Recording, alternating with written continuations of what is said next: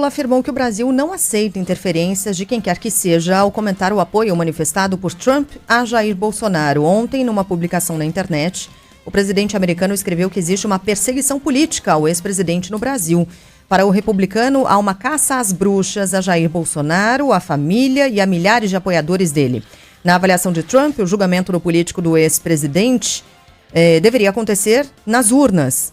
Bolsonaro é réu na ação que investiga uma suposta tentativa de golpe nas eleições de 2022. Ele é acusado por 5 crimes, incluindo aí organização criminosa armada, tentativa de abolição violenta do Estado Democrático de Direito. E aí, durante a cúpula do BRICS, no Rio de Janeiro, o presidente Lula reagiu, declarou que o Brasil não aceita a tutela de ninguém. Tem uma coisa mais importante para comentar do que isso.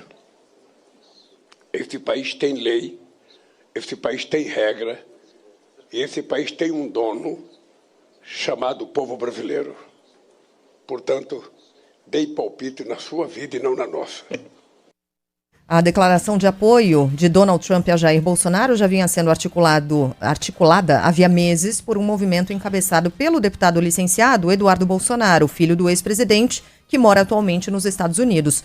Ontem, o repórter da Band, Túlio Amâncio, conversou com Bolsonaro logo depois da publicação. Apesar de já aguardar o apoio, disse ter sido pego de surpresa. Eu não acho uma coisa muito responsável e séria um presidente da República de um país do tamanho dos Estados Unidos. Vamos ouvir aqui o que disse, esse aí é mais um trecho do presidente Lula, vamos ouvir aqui o que disse o Jair Bolsonaro ao nosso colega Túlio Amâncio. Recebi com muita alegria esse texto do presidente Trump e todos de bom senso têm acompanhado que é uma aberração jurídica esse processo, um processo completamente equivocado, longe da realidade, uma delação premiada com mentiras, com desacertos. O prazo para que a Procuradoria-Geral da República apresente as alegações finais sobre as acusações contra Bolsonaro vence na semana que vem. Depois, será a vez de Mauro Cid e, na sequência, do ex-presidente e dos demais réus. A expectativa é de que o julgamento na primeira turma do Supremo ocorra entre setembro e outubro. Bom, vamos lá. Do ponto de vista do bolsonarismo, obviamente esse tweet, não dá para dizer tweet, né? Esse texto de Trump é um golaço, né? Porque alimenta com muita força a narrativa de que o Brasil virou uma ditadura do judiciário, de que Jair Bolsonaro é perseguido por algo que não fez, que sempre atuou dentro das 4 linhas, etc, etc, etc. Do ponto de vista de Lula, vamos ver como é que o presidente vai reagir a essa ameaça de interferência. Inicialmente ele optou pelo caminho da defesa da soberania, me parece o caminho mais correto, mas fica um pouquinho mais complicado para Lula fazer essa defesa, porque ele fez algo muito parecido, né? Faz coisa de 4 dias com Cristina Kirchner. Ele foi até a Argentina, ele posou com um cartaz escrito Cristina Livre. Mas ele não acusou o judiciário argentino de perseguição política. Bom, diretamente não.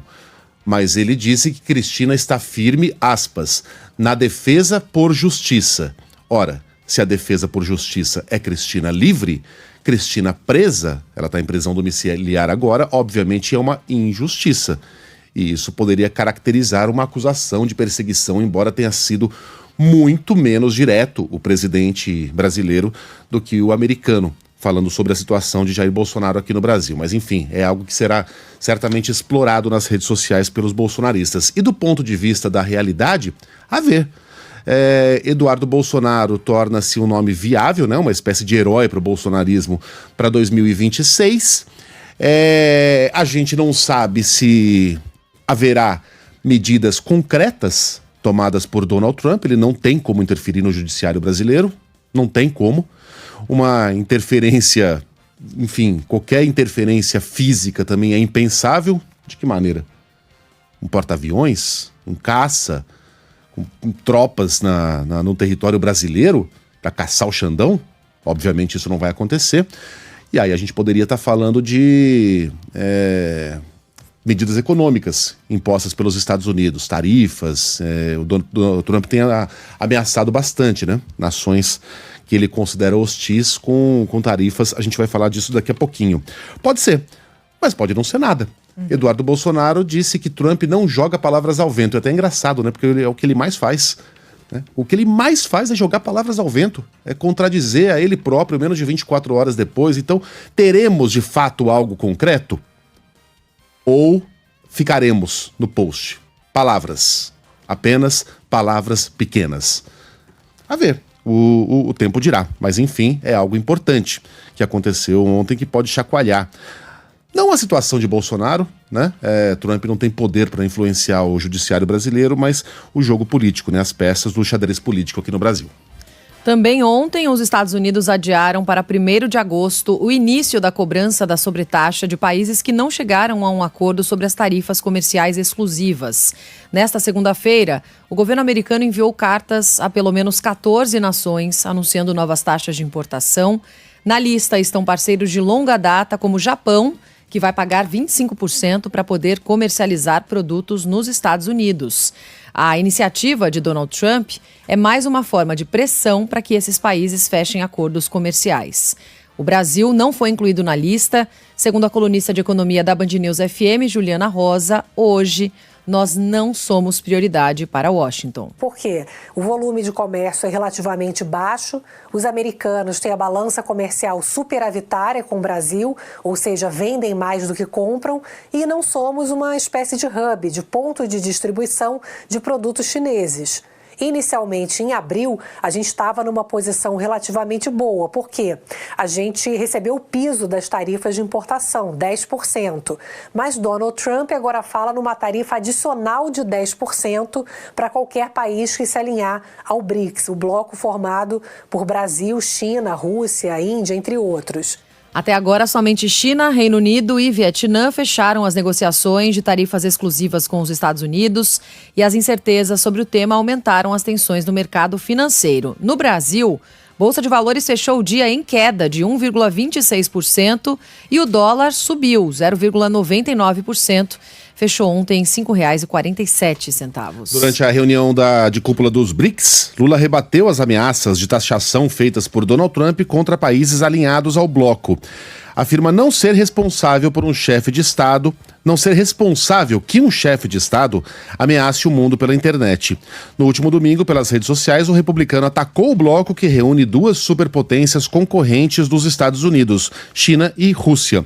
Trump prometeu retaliar com uma tarifa extra de 10% a quem seguir o que chamou de políticas anti-americanas do BRICS. Ontem, no Rio de Janeiro, Lula destacou que, se isso de fato ocorrer, os aliados terão autonomia para agir com reciprocidade.